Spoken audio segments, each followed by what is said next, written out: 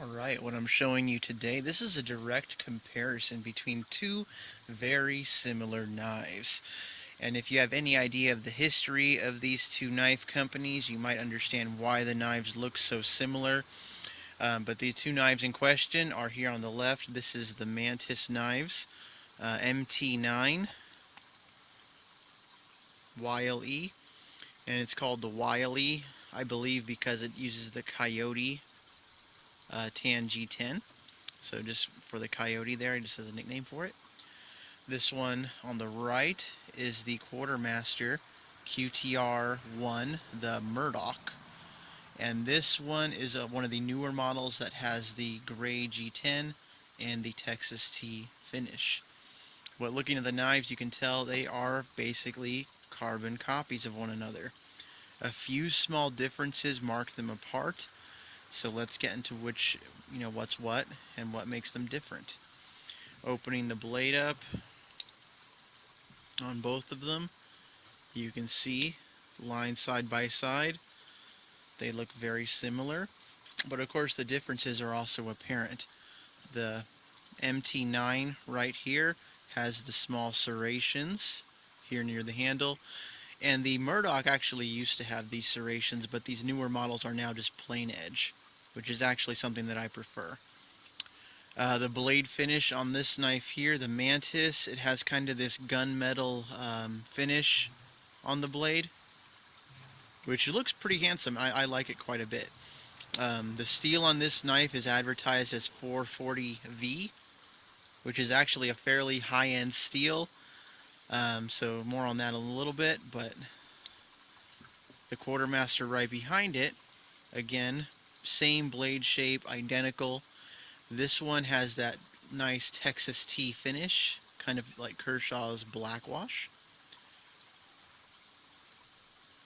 Advertised made in the USA, and I got a really low serial, which is kind of nice. But this one is CPM 154 steel. So still another great steel.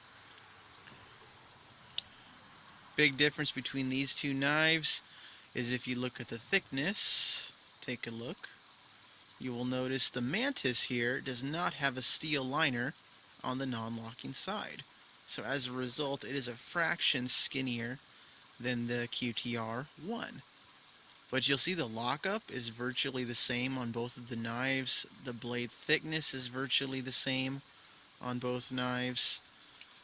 They'd probably be interchangeable if I took these things apart, and switched them out. Difference in construction, if you are thinking of the internals of the knives.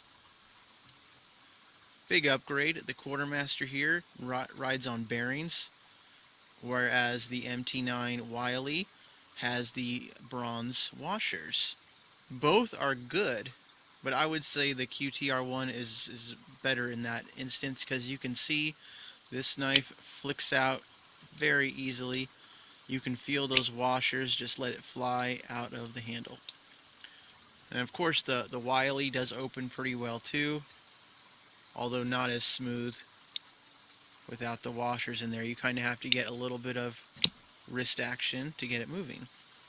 Is that a huge deal if you just open it slowly? No, they're both very smooth if you open it with just the thumb stud very slowly. Pocket clips, of course, again identical.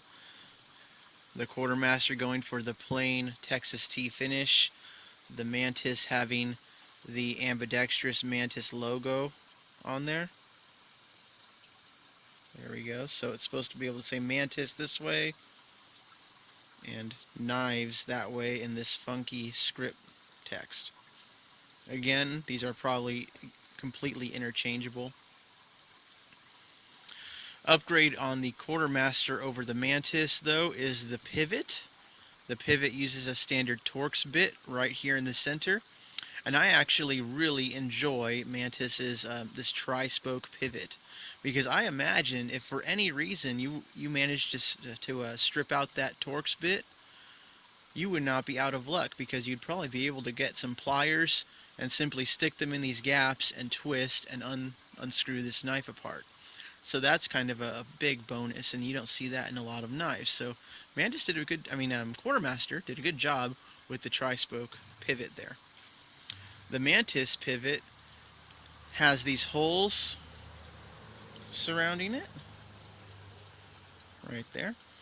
The outside circle is purely decorative, so that one does not unscrew. It's more of a washer, because I have unscrewed these knives before. Not this one in particular, but ones just like it.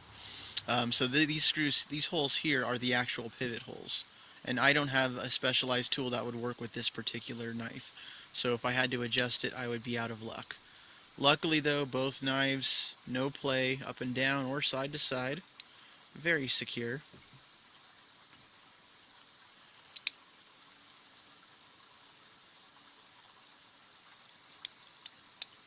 So both of these knives being very similar, two different companies, what gives. As far as I know, this design was made by Jared West when he worked for Mantis Knives. And so they produced it while he worked there, and I guess for whatever reason he decided to leave this company, go to Quartermaster Knives, and I suppose since the design was his, he took the design with him and they produced it with higher end materials. So that's a kind of a nice thing. We get two different takes on an identical design. I'm thinking in the future, Quartermaster might eventually go to the single G10 scale on this side to kind of reduce the weight and the thickness. Both knives are quite heavyweights. I think around 5 or 6 ounces each, which is pretty heavy considering it's a 2 3/4 inch blade. You can see the thickness of the blade is really up there, and that's true for both knives. It was meant to be kind of a hard use, I would guess, EDC, something you might use to replace your box cutter at work, things that would get a lot of heavy cutting day by day. So of course the Quartermaster came in the Quartermaster box here. I always like showing off the little extras they give out. Of course the bag it came in, the patch right here, Velcro back, cool extras. Of course the certificate that you can see, laminated number 4 of 300, and this one I got back in December. And then of course the little catalog they send out. All those little extras are always a bonus. I believe I have a patch now, a sticker now, and maybe something else. I think a bracelet too, a little rubber bracelet. So I love having those little extras. It just adds to the purchase. This Mantis I bought used, so I'm glad it came with a box, but since it was used, all I got was the plastic bag that it came in. Maybe it comes with more. I don't really care. Most of my knives I do buy gently used, because there's a huge discount you can usually get by buying used.